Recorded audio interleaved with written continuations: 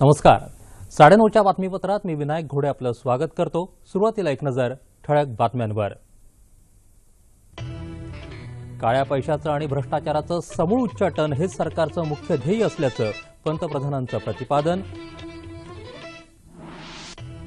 जलविद्युत प्रकल्प गैरव्यवहार आणि काळ्या पैशाच्या मुद्द्यावरून संसदेत गदारोळ, कामकाज दिवसभरासाठी तहकूब.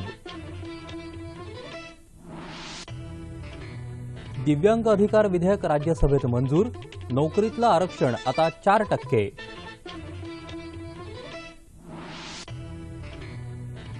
जम्मू काश्मीरमध्ये सुरक्षा दलांबरोबरच्या चकमकीत 2 दहशतवादी ठार.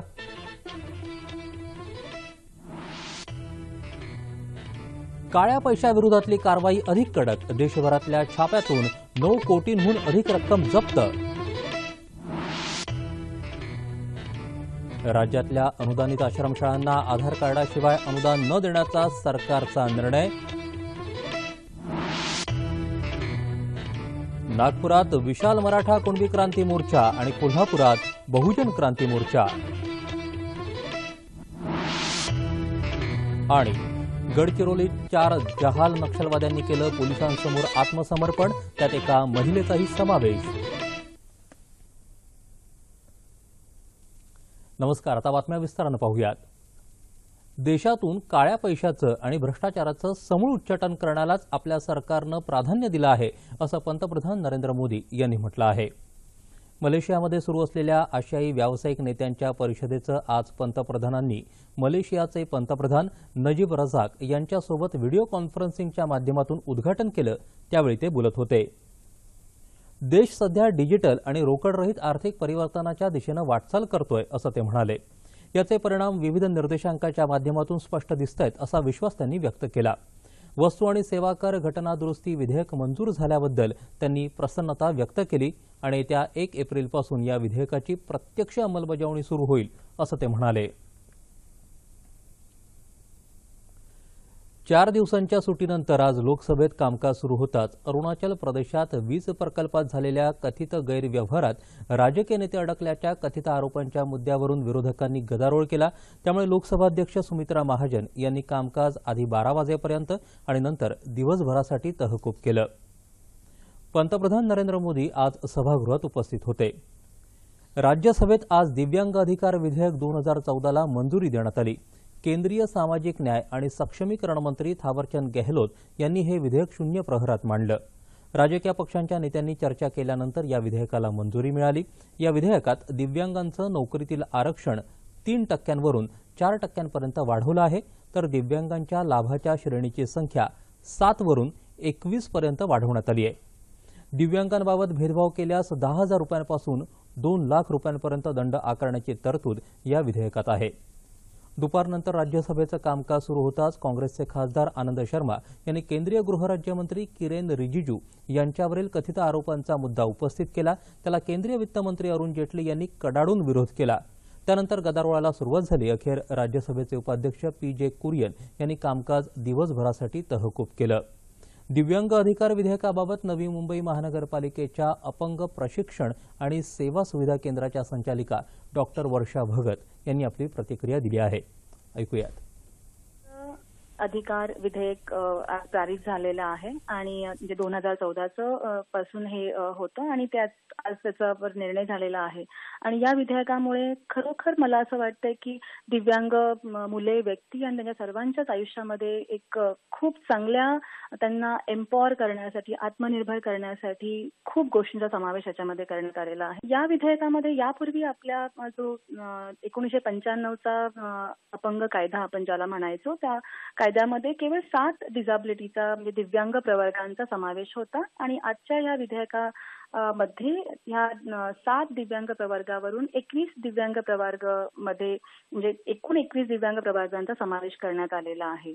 आणि विशेषतः म्हणजे नव्याने ज्यांना वाचा आणि भाषेच्या समस्या असणाऱ्या लोकांना सुद्धा दिव्यांग प्रवर्गामध्ये ऍड करण्यात आलेला आहे. ज्यांना विशिष्ट अध्ययन अक्षमता आपण म्हणतो अशाही दिव्यांग प्रवर्गाचा यामध्ये समावेश करण्यात आलेला आहे. त्याचबरोबर आपण खूप वेळा ऐकतो की ऍसिड अटॅकमध्ये अनेक मुलींना आयुष्यभर अत्यंत विदारक अशा यातनांना फेस करावं लागतं आणि ह्या ऍसिड अटॅकमध्ये जे व्हिक्टिमाइज होतात त्यांचा सुद्धा या दिव्यांग ऍक्ट आलेला आहे हा 2014 ज्याच्यामध्ये समावेश करण्यात आलेला आहे. त्याचबरोबर 3 ब्लड डिसऑर्डर्स आहेत जसे थॅलेसेमिया आहे, हेमोफिलिया आहे, सिकल सेल आहे आणि यांचा सुद्धा आवर्जून आजच्या या विधेयकामध्ये समावेश करण्यात आलेला आहे. त्याचबरोबर अत्यंत महत्त्वाचं म्हणजे की 6 ते 18 वयोगटामध्ये जे दिव्यांग प्रवर्गातील दिव्यांग मुलं आहेत या सर्वांना जे एज्युकेशन मिळणार आहे हा त्यांचा अधिकार आहे. ते पूर्णतः फ्री असलं पाहिजे हे एक महत्त्वाची बाब ऍड करण्यात आलेली आहे. आणि त्याचबरोबर जे आतापर्यंत 3% निधी होता किंवा 3% जॉब्स रादर गव्हर्नमेंटमध्ये उपलब्ध असायचे अपंगांकरिता ह्या 3%वरून ते 4% पर्यंत घेऊन जाण्यात आलेलं आहे. त्याशिवाय जे कॉलेजमध्ये वगैरे रिझर्वेशन्स आहेत ते सुद्धा विद्यार्थ्यांकरता 3%हून 4%वर घेऊन जाण्यात आलेले आहेत. त्याचबरोबर अत्यंत महत्त्वाचं म्हणजे चीफ डिसेबिलिटी कमिशनरेट ऑफिस आहे, दिव्यांगजनांसाठी जे स्वतंत्र विभाग आहे ते स्ट्रेंथनिंग करणं किंवा स्टेट कमिशनरेट ऑफिस स्ट्रेंथनिंग करणं हा सुद्धा अत्यंत एक महत्त्वाचा निर्णय आहे असं मला वाटतं. जम्मू काश्मीरमध्ये आज अनंतनाग आणि सोपोर इथं सुरक्षा दलांबरोबर झालेल्या चकमकीत 2 दहशतवादी ठार झाल्याचं वृत्त आहे. या दोन्ही ठिकाणी सकाळपासूनच चकमक सुरू होती. सोपोरमध्ये एक पाकिस्तानी दहशतवादी एका घरात लपला असल्याची माहिती सुरक्षा दलाच्या जवानांना मिळाल्यावर त्यांनी केलेल्या कारवाईत हा दहशतवादी ठार झाला. काळ्या पैशाविरोधात देशभरात विविध ठिकाणी छापासत्र अद्याप सुरूच आहे. सीबीआय, सक्तवसुली संचालनालय आणि आयकर विभागानं देशभरात टाकलेल्या छाप्यातून आज जवळपास 9 कोटींहून अधिक रुपये जप्त करण्यात आले आहेत. नवी दिल्लीतल्या करोलबाग इथं एका हॉटेलवर टाकलेल्या छाप्यात आयकर आणि क्राईम ब्रांचच्या अधिकाऱ्यांनी 5 इसमांना अटक करून त्यांच्याकडून 3.25 कोटी रुपयांची रोकड जप्त केली. चंदीगडमधूनही 2,18,00,000 जप्त करण्यात आले असून त्या 17.5 लाखाच्या नव्या नोटा आणि 52 लाखाच्या 100च्या नोटा आहेत. गोव्यात पणजी आणि कलंगूट इथं अनुक्रमे 68 आणि 24 लाख रुपयांच्या नोटा जप्त करण्यात आल्या असून या सर्व नोटा 2,000 रुपयांच्या आहेत. पुण्यातल्या वाकड पोलीस ठाण्यातल्या हद्दीत काल रात्री एका कारमधून 67 लाख रुपयांची रोकड जप्त करण्यात आली. या प्रकरणी 5 जणांना ताब्यात घेण्यात आलं असून पुढील तपास सुरू आहे. दलाली घेऊन जुन्या नोटा बदलून नव्या नोटा देणाऱ्या 3 व्यापाऱ्यांना काल रात्री ठाण्यात ताब्यात घेण्यात आलं. ठाण्याच्या गुन्हे अन्वेषण शाखेनं ही कारवाई केली. या व्यापाऱ्यांकडून 1,40,00,000 रुपयांच्या नव्या नोटा जप्त करण्यात आल्या. राज्यात आतापर्यंत झालेली ही सर्वात मोठी कारवाई असल्याचं पोलिसांनी सांगितलं. गौरव पिंचा, हरीश राऊत आणि चिंतन रामबिया अशी या व्यापाऱ्यांची नावं आहेत. या व्यापाऱ्यांकडून जप्त करण्यात आलेल्या नोटांमध्ये 2,000 रुपयांच्या नवीन नोटा होत्या. या व्यवहारांमध्ये हे व्यापारी 20% दलाली घेत होते अशी माहिती पोलिसांनी दिली. कालच्या दिवसभरात देशात विविध ठिकाणी अशाच प्रकारे नवीन नोटांचे साठे जप्त करण्यात आले. राज्यातल्या अनुदानित आश्रमशाळेतल्या विद्यार्थ्यांना आधार कार्ड असल्याशिवाय अनुदान मिळणार नाही असं आदिवासी विकास मंत्री विष्णू सावरा यांनी विधानसभेत लक्षवेधी दरम्यान सांगितलं. राज्यात 556 अनुदानित आश्रमशाळा असून 2,52,838 विद्यार्थी शिक्षण घेत आहेत. संस्थेला अनुदान स्वरूपात दिली जाणारी रक्कम आता थेट विद्यार्थ्यांच्या खात्यात जमा होणार आहे असं सावरा म्हणाले.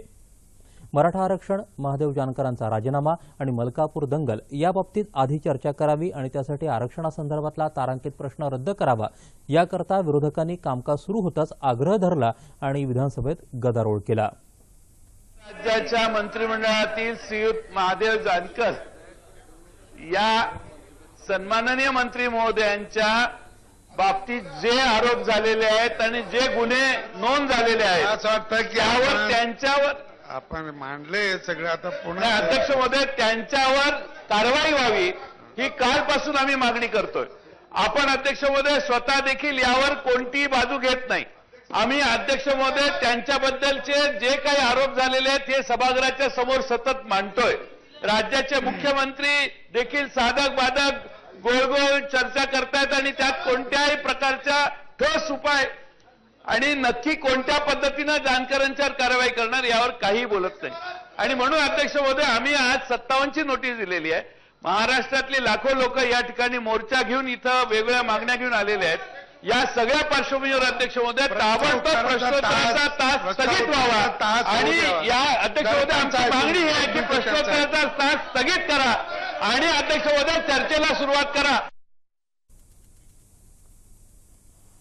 तारांकित प्रश्न रद्द करता येणार नाही असं विधानसभा अध्यक्ष हरिभाऊ बागडे यांनी स्पष्ट केल्यानं गोंधळ वाढला आणि सभागृहाचं कामकाज 20 मिनिटांसाठी तहकूब करण्यात आलं असं आमच्या प्रतिनिधी ज्योती अंबेकर यांनी कळवलं आहे. नागपुरात आज निघालेल्या मराठा मोर्चाचे पडसाद विधान परिषदेत उमटले. याबाबत विरोधी पक्षनेते धनंजय मुंडे यांनी मांडलेला स्थगन प्रस्ताव सभापती रामराजे नाईक निंबाळकर यांनी फेटाळल्यानं सभागृहाचं कामकाज दिवसभरासाठी तहकूब करण्यात आलं असं आमच्या प्रतिनिधी सोनल चव्हाण यांनी कळवलं आहे.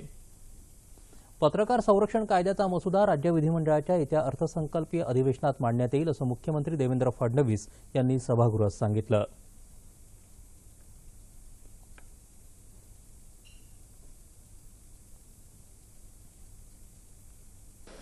जर्नलिस्टची डेफिनेशन आम्ही फायनल केलेली आहे, त्याच्यामुळे तोही प्रॉब्लेम आमच्यासमोर नाही आहे. आम्ही आता या संदर्भात ज्या काही पत्रकार संघटना आहेत त्या संघटनांना देखील तो ड्राफ्ट आम्ही शेअर केला. त्यांच्याकडनं काही इनपुट्स आम्ही घेतलेले आहेत आणि जवळजवळ आता सगळ्यांचं म्हणणं हे आमच्यासमोर आलेलं असल्यामुळे लवकरच आम्ही आता तो मंत्रिमंडळापुढे ठेवतो आणि मंत्रिमंडळाची मान्यता त्याला घेऊन मला असं वाटतं की येत्या मार्चच्या अधिवेशनामध्ये आम्ही या कायद्याचा मसुदा जो आहे तो आपल्या सभागृहासमोर निश्चितपणे मांडू. त्यामुळे हे सरकार पूर्णपणे त्या कायद्याच्या बाजूने आहे. राज्यात यापुढे कापसाच्या बीटी बियाण्यांचं वाण कोणतीही खासगी कंपनी विकसित करणार नाही. हे काम आता राज्यातली 4 कृषी विद्यापीठं आणि केंद्र सरकारचं कापूस संशोधन केंद्र करेल अशी माहिती कृषी मंत्री पांडुरंग फुंडकर यांनी सभागृहात दिली. परतीच्या पावसामुळे पिकांचं नुकसान झालेल्या शेतकऱ्यांना येत्या 15 जानेवारीपर्यंत भरपाई देण्यात येईल असं आश्वासन मदत आणि पुनर्वसन राज्यमंत्री दिलीप कांबळे यांनी यावेळी दिलं. विविध मागण्यांसाठी आज विधानभवनावर मराठा कुणबी क्रांती मोर्चा काढण्यात आला. कोपर्डी घटनेतल्या आरोपींना फाशी देण्यात यावी, मराठा समाजाला आरक्षण देण्यात यावं आणि स्वामीनाथन आयोगाच्या शिफारशी लागू कराव्यात आदी मागण्यांसाठी हा मोर्चा काढण्यात आला होता. शिक्षण मंत्री विनोद तावडे, सहकार मंत्री चंद्रकांत पाटील हे मोर्चाला सामोरे गेले आणि मोर्चेकऱ्यांकडून निवेदन त्यांनी स्वीकारलं. मोर्चेकऱ्यांच्या प्रतिनिधींना घेऊन नंतर त्यांनी मुख्यमंत्री देवेंद्र फडणवीस यांची भेट घेतली. यावेळी सकारात्मक चर्चा झाल्याचं चंद्रकांत पाटील यांनी स्पष्ट केलं. सरकार आणि मराठा समाज मिळून एक सशक्त समिती तयार करण्याचा निर्णय घेण्यात आल्याचंही ते म्हणाले. धंतोली इथल्या यशवंत स्टेडियमवरून या मोर्चाला सुरुवात झाली. यासाठी पोलिसांनी चोख बंदोबस्त ठेवला होता.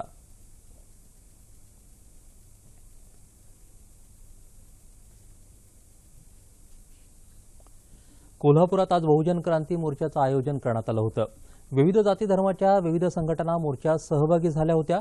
अॅट्रॉसिटी कायदा अधिक कडक करावा, त्यासाठी स्वतंत्र न्यायालय निर्माण करावीत, मराठा आरक्षणासाठी ओबीसींच्या आरक्षणाला धक्का लावू नये यासह इतर 28 मागण्या मोर्चेकरी करत होते.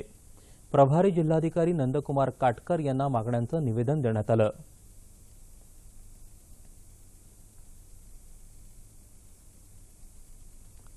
गडचिरोली जिल्ह्यात नवजीवन आत्मसमर्पण योजना प्रभावी ठरते. आज 4 जहाल नक्षलवाद्यांनी गडचिरोली पोलिसांसमोर आत्मसमर्पण केलं. या 4ही नक्षलवाद्यांवर 12 लाख रुपयांचं बक्षीस होतं. या आत्मसमर्पित नक्षलवाद्यांमध्ये एका महिलेचा समावेश आहे. विविध नक्षली दलांमध्ये हे 4ही जण कार्यरत होते. महाराष्ट्र सदन घोटाळ्यासह आर्थिक गैरव्यवहार प्रकरणी अटकेत असलेले माजी उपमुख्यमंत्री छगन भुजबळ यांचा जामीन अर्ज आज मुंबई उच्च न्यायालयानं फेटाळला. आर्थिक गैरव्यवहार प्रतिबंधक कायद्याखाली अटक बेकायदेशीर असल्याचा दावा भुजबळ यांनी केला आहे. या संदर्भात हेवियस कॉर्पस या याचिकेद्वारे अटकेला आव्हान दिलं होतं. ही याचिकाही न्यायालयानं फेटाळली आहे. याचिका त्यांनी 22 नोव्हेंबरला दाखल केली होती. यावर्षीच्या 14 मार्चपासून भुजबळ अटकेत आहेत. मग ही याचिका दाखल करायला एवढा कालावधी का लावला असा प्रश्न सक्तवसुली संचालनालयाच्या वकिलांनी उपस्थित केला होता. त्याबाबत न्यायमूर्ती रणजित मोरे आणि न्यायमूर्ती शालिनी फणसळकर जोशी यांच्या खंडपीठानं निर्णय देताना भुजबळांचा जामीन अर्ज आणि याचिका फेटाळून लावली. न्यायमूर्ती लोढा समितीच्या शिफारशींसंदर्भात सर्वोच्च न्यायालयानं दिलेल्या निर्णयाचा फेरविचार करण्याची मागणी करणारी बीसीसीआयची याचिका सर्वोच्च न्यायालयानं फेटाळली आहे. लोढा समितीच्या शिफारशी लागू करण्याचे आदेश सर्वोच्च न्यायालयानं दिले होते. या आदेशानंतर बीसीसीआयनं 16 ऑगस्ट रोजी फेरविचार याचिका दाखल केली होती. न्यायालयानं आपल्या निर्णयाचा फेरविचार करावा आणि 5 न्यायमूर्तींच्या पीठासमोर याचिकेची सुनावणी करावी अशी मागणी याचिकेत करण्यात आली होती. मात्र न्यायालयानं बीसीसीआयची मागणी फेटाळली. अंधेरी इथं आपल्या बंगल्याशेजारी अवैध बांधकामासाठी खारफुटीची कत्तल केल्याच्या आरोपाखाली कॉमेडी स्टार कपिल शर्मा याच्या विरोधात आज पोलिसांनी एफआयआर दाखल केला. अंधेरी न्यायालयाच्या निर्देशावरून पोलिसांनी कपिल शर्मा विरुद्ध पर्यावरण संरक्षण आणि MRTP कायद्याखाली हा गुन्हा दाखल केला आहे. हवामानाची स्थिती जाणून घेऊयात. दाट धुक्यामुळे दिल्ली शहरासह आजूबाजूच्या भागातलं जनजीवन विस्कळीत झालंय. धुक्यामुळे रेल्वे, रस्ते तसंच हवाई वाहतुकीवर परिणाम झाला आहे. 61 रेल्वे गाड्या उशिरानं धावत असून 13 गाड्या रद्द कराव्या लागल्या. दिल्ली विमानतळावरील देशांतर्गत 6 विमान उड्डाणं विलंबानं होत असून 3 उड्डाणं रद्द करावी लागली. तसंच 6 आंतरराष्ट्रीय विमान उड्डाणं उशिरानं होणार आहेत. वरदा चक्रीवादळाचा परिणाम म्हणून राज्यात येत्या 24 तासात दक्षिण कोकण आणि दक्षिण मध्य महाराष्ट्रात तुरळक ठिकाणी पाऊस पडण्याची शक्यता आहे. लातूरमध्ये आज सकाळी पावसाच्या हलक्या सरी झाल्या. बीड जिल्ह्यातही आभाळ भरून आल्यानं थंडीची तीव्रता कमी झाली. तापमान अंश सेल्सिअसमध्ये मुंबई कमाल 35 तर किमान 19 अंश सेल्सिअस, नागपूर 30-13, पुणे 28-15, औरंगाबाद 28-17, नाशिक 29-12, कोल्हापूर 27-22, रत्नागिरी 32-22, सोलापूर 27-21 आणि अमरावती कमाल 28 तर किमान 15 अंश सेल्सिअस. आता पाहूया ठळक बातम्या पुन्हा एकदा. काळ्या पैशाचं आणि भ्रष्टाचाराचं समूळ उच्चाटन हेच सरकारचं मुख्य ध्येय असल्याचं पंतप्रधानांचं प्रतिपादन. जलविद्युत प्रकल्प गैरव्यवहार आणि काळ्या पैशाच्या मुद्द्यावरून संसदेत गदारोळ, कामकाज दिवसभरासाठी तहकूब. दिव्यांग अधिकार विधेयक राज्यसभेत मंजूर, नोकरीतलं आरक्षण आता 4%. जम्मू काश्मीरमध्ये सुरक्षा दलांबरोबरच्या चकमकीत 2 दहशतवादी ठार.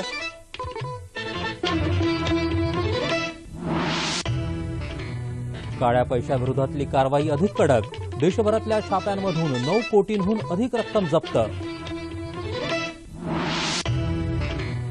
राज्यातल्या अनुदानित आश्रमशाळांना आधार कार्डाशिवाय अनुदान न देण्याचा सरकारचा निर्णय. नागपुरात विशाल मराठा कुणबी क्रांती मोर्चा आणि कोल्हापुरात बहुजन क्रांती मोर्चा. आणि गडचिरोलीत 4 जहाल नक्षलवाद्यांनी केलं पोलिसांसमोर आत्मसमर्पण, त्यात एका महिलेचाही समावेश. याबरोबरचे बातमीपत्र संपलं. पुन्हा भेटूया उद्या सकाळी 8:30 वाजता आपल्या सह्याद्री वाहिनीवर. नमस्कार.